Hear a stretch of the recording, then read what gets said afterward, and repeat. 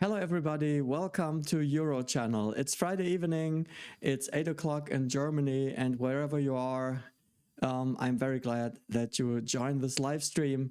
But before we start, I'd like to thank all of you, or many of you, all of those who have subscribed to my videos last week and who were so kind to give my videos a thumbs up. It really helped. I received a lot more traction on my channel than before because of you, and I'm very thankful for that. And also very a large thank you for my members. YouTube is not receiving, okay.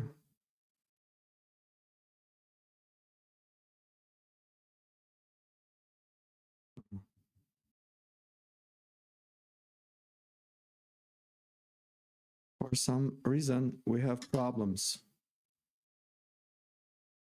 0 views.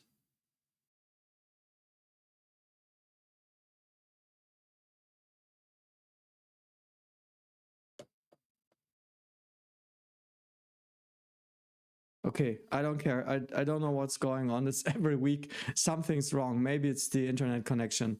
I just go on and then I'll upload it. So we'll see what happens then.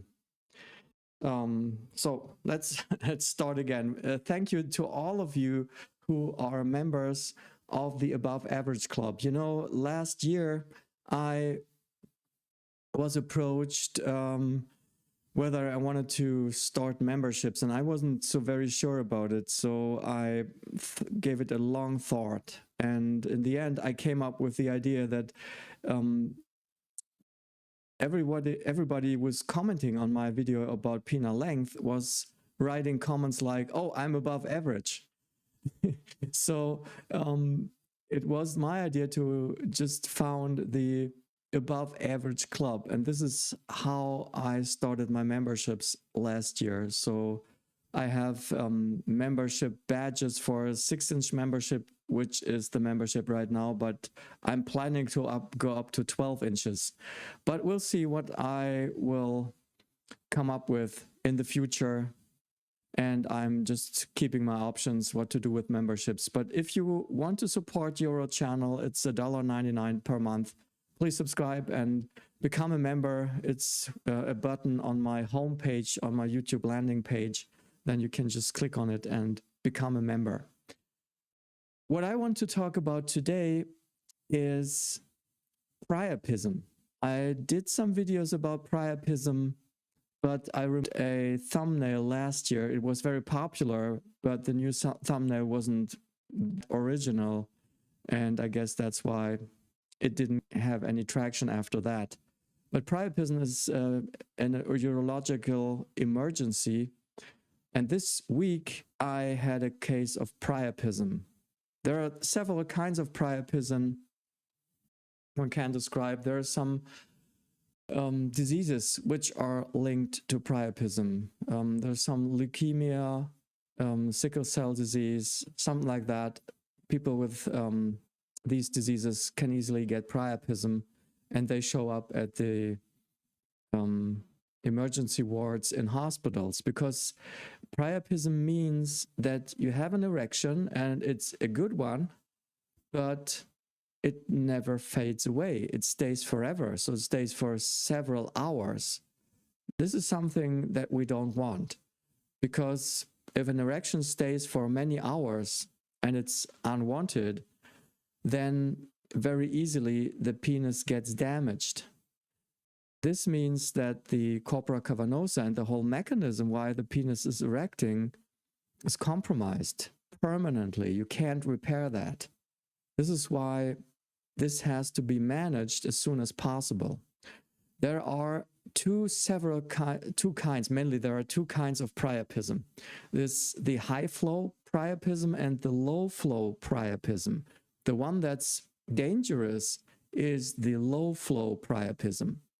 In high flow Priapism, the penis may not be that hard, or like it's in low flow Priapism, it's crazy hard. It's almost like steel, I would say. It's a malignant erection. You don't want that. But in the high flow priapism, it may not be so pronounced. Usually there's some kind of trauma, for example, if you have a trauma to the penile area or to the genital area, it may damage blood vessels, which then may result in a so-called shunt, where arterial blood and venous blood merge, resulting in the penis erecting.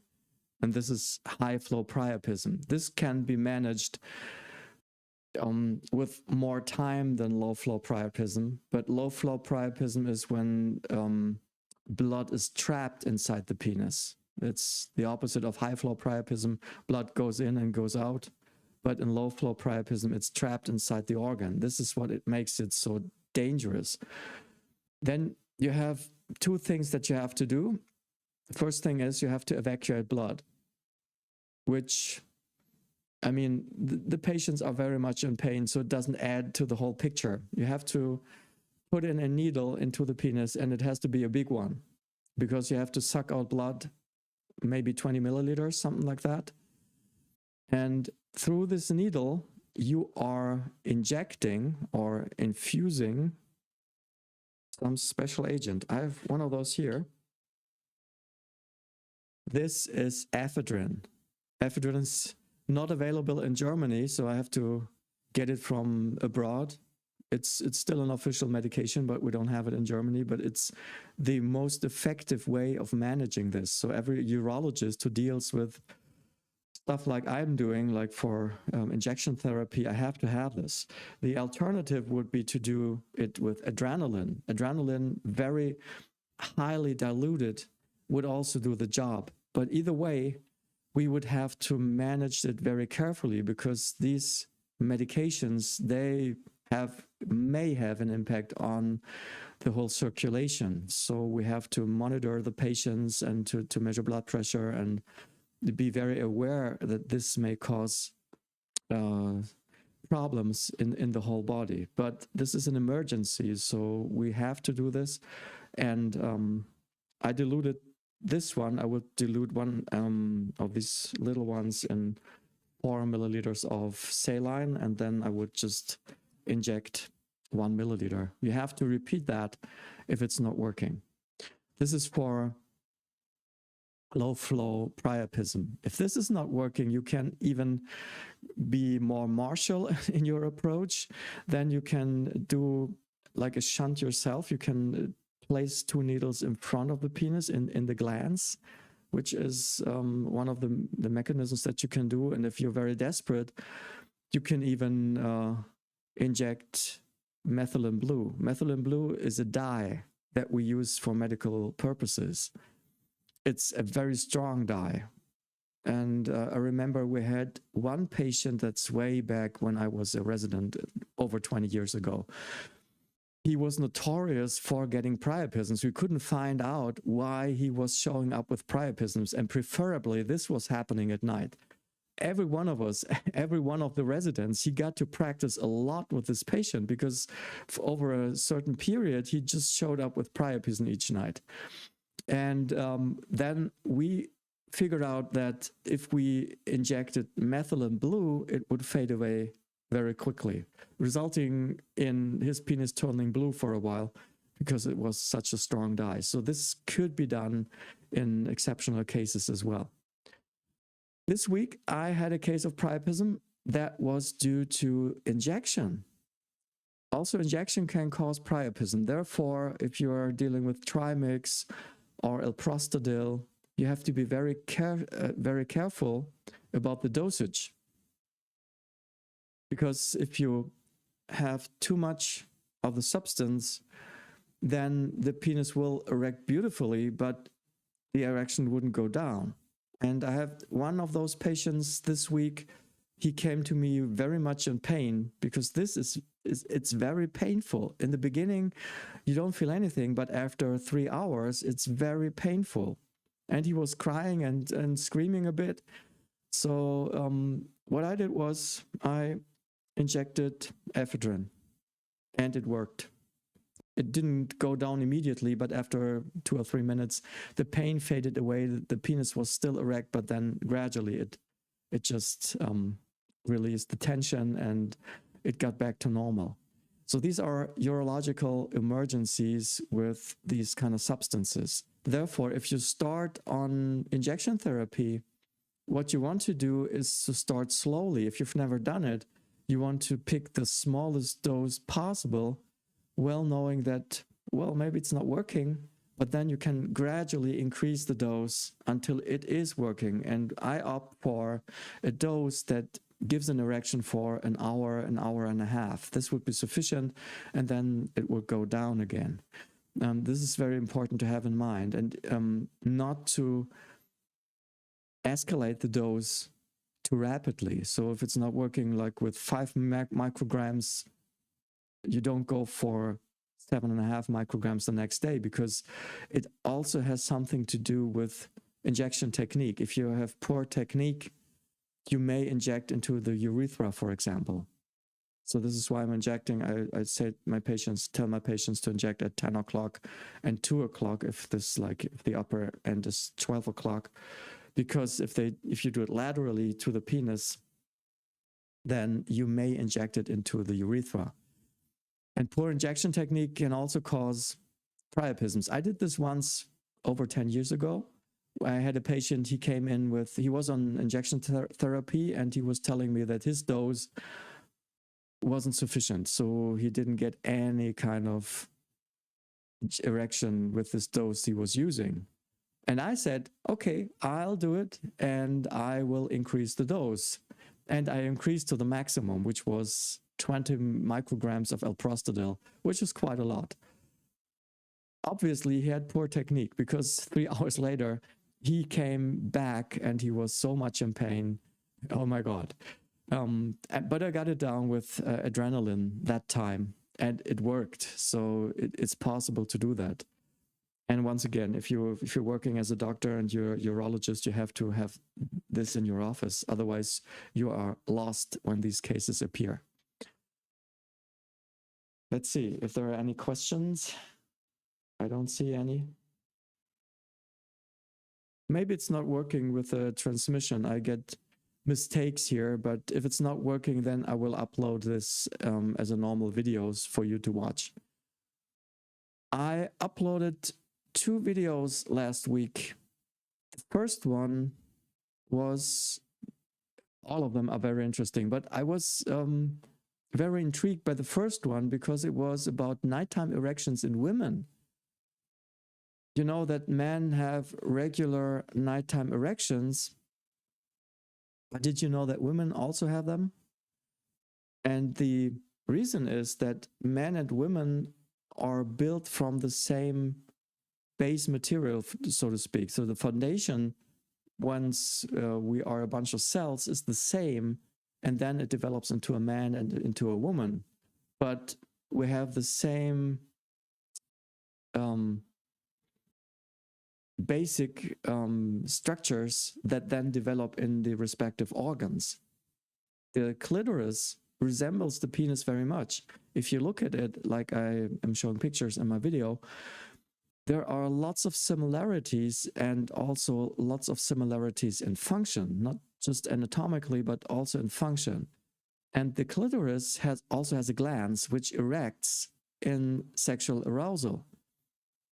So there are nighttime erections in women too, but they're not very much researched because it's difficult to measure nighttime erections in women. I mean, in men you can see how it looks like, but in women it's difficult. So what they did, they were measuring with several other devices like pH measuring, blood flow measuring in the vaginal walls, to just come up with some measurements, and these measurements worked. Based on these measurements, we know that also women have the same amount, or the same number of nighttime erections when it comes to sleep. So, you know, in men, it's like it's a training for the penis when we have nighttime erections. Without nighttime erections, it would be difficult to get spontaneous erections. The penis needs that training. It needs to erect once in a while. We do this during sleep and during dream phases of sleep, which is called REM sleep. REM stands for rapid eye movement. This means that also women have REM sleep, and also in women in REM sleep, they get these erections of the clitoris.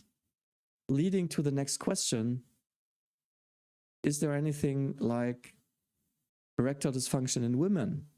Which it is. If the clitoris can't erect, it has an impact on female sexuality. So we don't have that too much into focus in our world, because we're looking at the man because he has to erect, and the woman, yeah, it's doesn't seem to be necessary, but it is. So also the clitoris has to erect, and the clitoris has the same chances of failure as the penis has, because of atherosclerosis, for example, or hormonal changes. Everything that can happen to the penis also can happen to the clitoris. Which then led to my conclusion, do we need shockwaves in women? It was just an idea. When I was reading the research, it just sprang to mind, do we need shockwaves for women?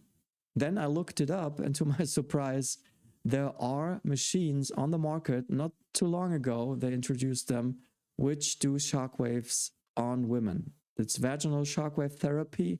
You introduce it into the vagina, and they will do the shockwave therapy there. Very interesting. I will keep an eye on that, because I think this might be the future in enhancing female sexual function, like it is in enhancing erectile function in men. The other video that I posted was on Wednesday, which was based on another article that just was released in the Journal of Sexual Medicine, November 20th, only a few days ago. It was a map of the erogenous and aversive zones of women. They had an online survey out there for American women to find out which erogenous zone they would prefer and which areas they wouldn't prefer to be touched in. So they were given some small pictures with anatomical structures, and they then were to put a mark on where there was erogenous and where it was aversive. Very interesting research. 441 women with an average age of 48 point something years, plus minus 15 years. And the goal of this research was to establish a kind of reference standard for American women. So not surprisingly, the clitoris was number one, but it wasn't named of as much women, as many women as other structures. For example, the introitus, which is the entrance to the vagina, was named of more women than the clitoris, for example. But the clitoris, like for erogenous capacity, got a 9 out of 10. Also, the breasts were erogenous zones, but there were also aversive zones, like, for example, the nipples can be very sensitive, and it might not be erogenous at all. So touching the nipples could also cause pain, as well as internal structures. This was new about this research. Internal structures like the anal canal, like the inside the vagina, hadn't been mapped before. It was only on the outside. And this research established some new standards for the inside. I have a video out there about the cervix. Based on the comments I received on that video, many men think hitting the cervix is a kind of mark of excellence. But in fact, the cervix was only marked as erogenous in 22%. That's not very much. It's 1 out of 5 women.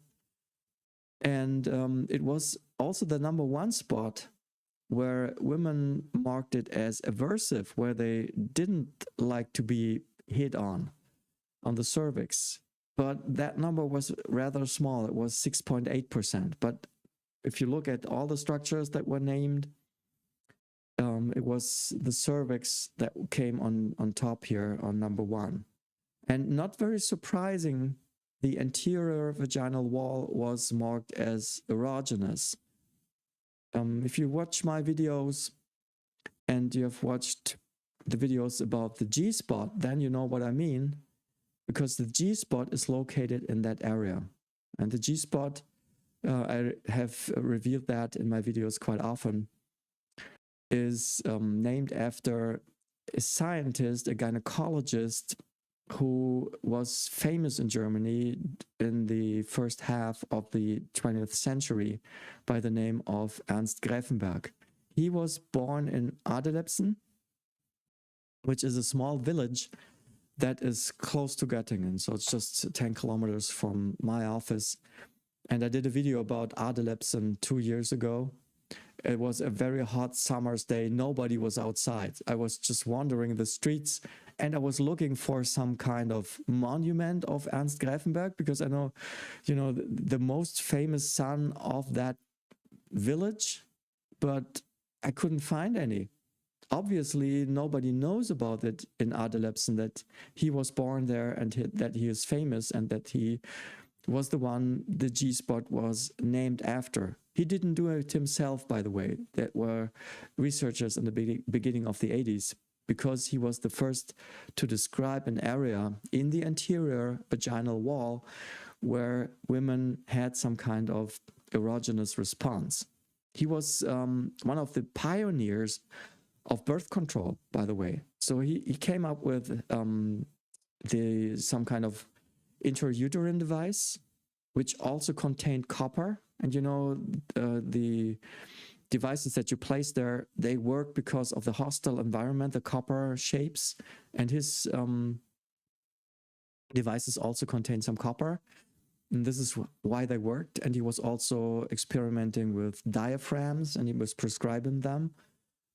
And this is how he got the idea that there's some erogenous zone in the anterior vaginal wall, because the women who used the diaphragms and who were orgasmic before that, they reported back to him that they couldn't. It was just gone. And then he turned to cervical caps and made them very much smaller. Then they got orgasmic again, which made him think, okay, there's some zone in the anterior vaginal wall, which obviously has is very important for female sexual experience.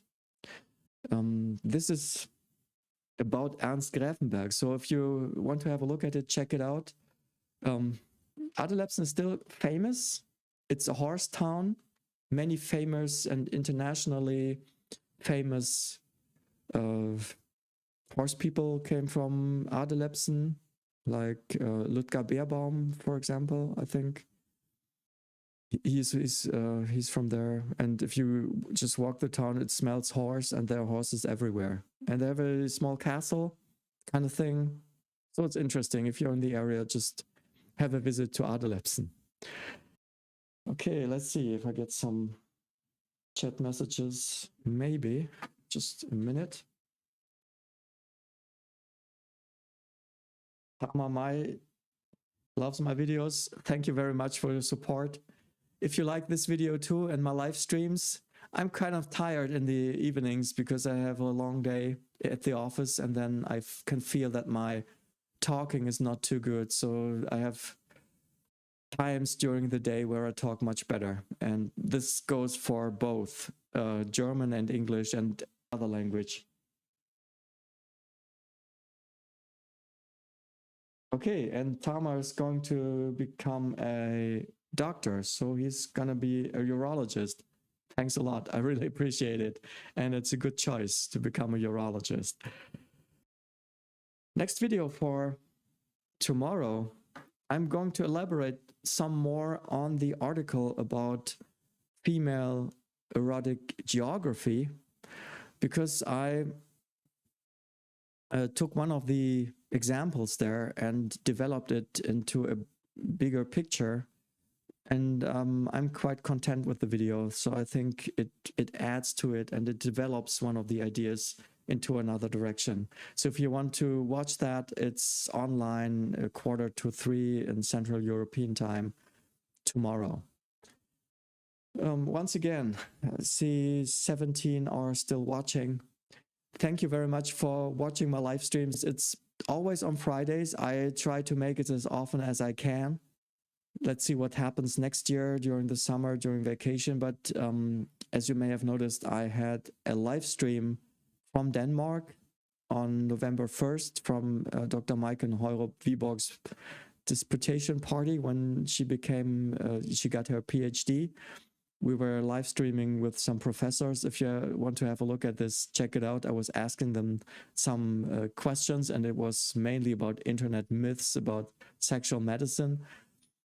And we talked a bit about her research, which was on